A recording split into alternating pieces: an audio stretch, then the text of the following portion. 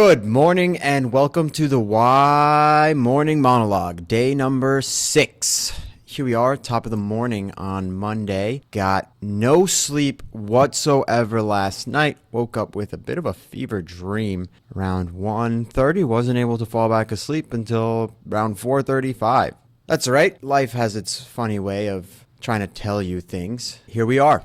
I'm crowdsourcing the cure to acne. I built whyacne.com to do so. I found a machine learning model published in academia back in February by researchers at MIT. I used this model to grade my acne severity longitudinally over time to see if the protocols I'm doing are working or not. This objective measure provides a baseline for all of the experimentation I do on myself to clear my skin. To make it collaborative, I will need other people to do the same. Basically, we share our data with one another so we can more quickly assess what works and what doesn't. The value that this adds is that we can then begin to connect the dots and derive nuanced insights that even professionals struggle to do given the complex nature of each and every one of us, right? We're all different. We're all unique. What worked for some might not work for others. The next step after doing this is more general, and that's to make self-experimentation collaborative. It's essentially the same exact concept as I'm applying here to acne, but for any number of health conditions. Essentially, we come together, study ourselves, share with others, and see what we learn. This is an improvement upon traditional academic research, which is befuddled by publisher-perish culture, where essentially researchers are incentivized only to publish research in their own interest. So they'll just regurgitate studies and do things that don't actually really move the needle forward in any meaningful way. With this system, the researchers are the subjects and thus are directly incentivized to improve their health outcome.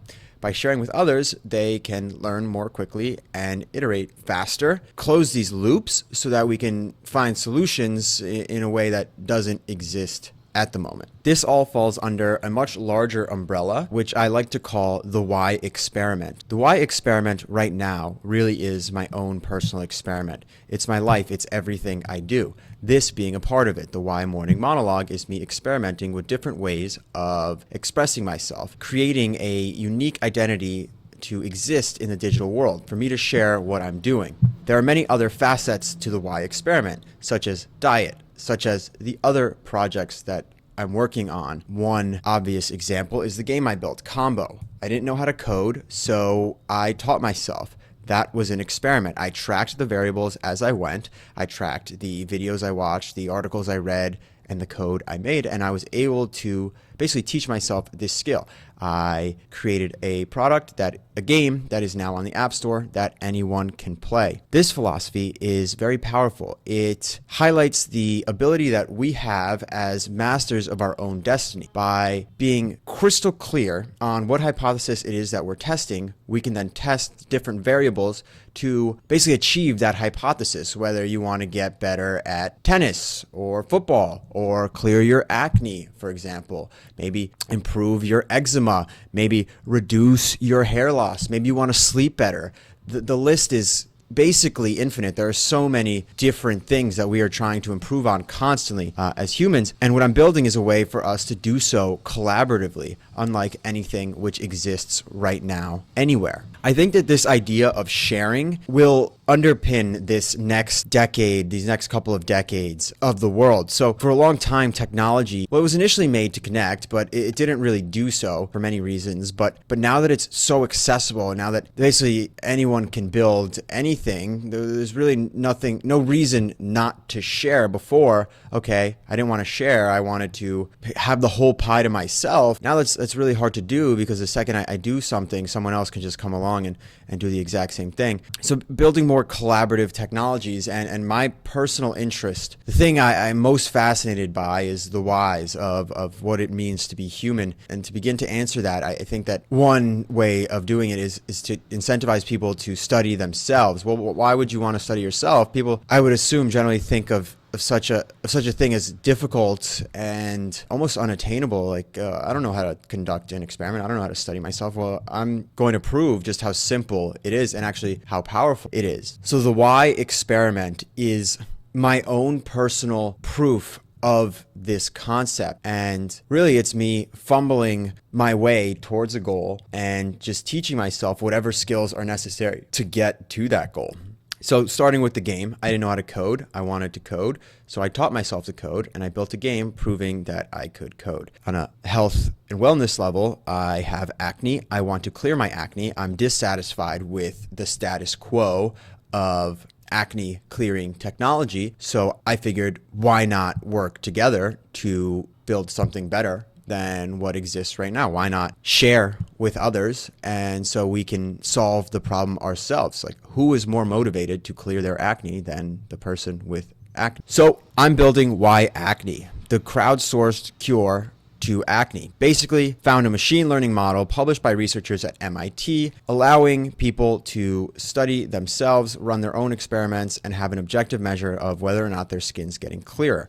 By pooling that data, we can begin to generate nuanced insights into each of our own unique conditions and connect the dots and find solutions unlike anything out there anywhere. Academic research is compromised. It's an ancient institution, and it has seen our health outcomes, well, improve in some metrics, but not improve in as many as we'd like. To be frank, the incentive structure is totally misaligned. Researchers are only in it for their own personal gain. That's why I worked in a lab at school. I just wanted to put something on my resume. I didn't really care what extracellular vesicles had to do with cancer. I actually don't even really know what extracellular vesicles do. I think I know that they're a way that cells communicate, but I joined that lab because it benefited me. I did some micro pipetting to benefit the lab, but fast forward a year, we published a paper where we didn't really find much. And this type of research is valuable. Do not get me wrong. I just think that it is oftentimes unnecessary, and we need to approach problems with a simpler, clearer mindset. I think that common sense is the way. Today, I am exceptionally tired. I woke up in the middle of the night and was unable to fall back asleep. I don't know why this was, but regardless of that, I'm still here. I could go back home and go to bed, but then none of this would happen. The experiment. Let's talk more about the why experiment. We all share one thing with one another beyond anything else, and that's time. We are all attached to this very existence by the timeline which we are all subject to. Time is the one universal constant. We all have 24 hours in a day. It's what we do with that time that defines our life. Now, in science, time is generally regarded as like the independent variable. So if you take that approach and apply it to your life, it's really a matter of what you do with that time to test different hypotheses. So one of the largest overarching hypotheses in the why experiment is that I can bring it all together and actually impact the world in the way that I would like. I want to make it a much better, healthier, happier place. To do so, I need to manipulate the time at my disposal to the maximum that I can. So not wanting to be here doesn't change anything. I don't give myself the choice. I know that I have to use this time to get to where I want to be. Continuing on with that, as time is the constant, right? Everyone is different. We all have different goals. We're all different people. We all want to do different things. But whatever those goals are, whatever those things are, it's how we spend our time that determines the outcome. It's how we manipulate the variables that determines whether or not the hypothesis is true. Maya Angelou said, "Nothing will work unless you do." This is well known, but it still took me a long time to realize this. The real question is not whether or not this is true, but instead how to bring this power to the average person. Is that through a technology? Is that through a way of life? I think it's at the intersection of the two, something really simple. Just track your goals and work towards them. It can be as simple as the Apple Notes app, Google Docs. It really does not matter. Just track whatever you're working on and see if you're improving or not. I guess where I come in is that I want to make that collaborative. Right now, anyone can do whatever they want in isolation. I want to be the best baseball player of all time, and I track my batting practice. Sure, I guess that's not a very good example. Scratch that. I want to be the best bodybuilder there is, so I'm trying all of these new fancy state-of-the-art supplements that are supposed to boost testosterone and lean muscle mass. Okay, that's good. You can do that in isolation, but if all 100, all 1,000 of the top bodybuilders came together and tested these different supplements and tracked the outcome, well, then we would be able to move the needle along much quicker. I think the lack of sleep has caught up to me. I'm having trouble articulating my thoughts. So I'm going to call it here. I will see you guys tomorrow, but this proves iterative process. Learn, grow every single day. Adios.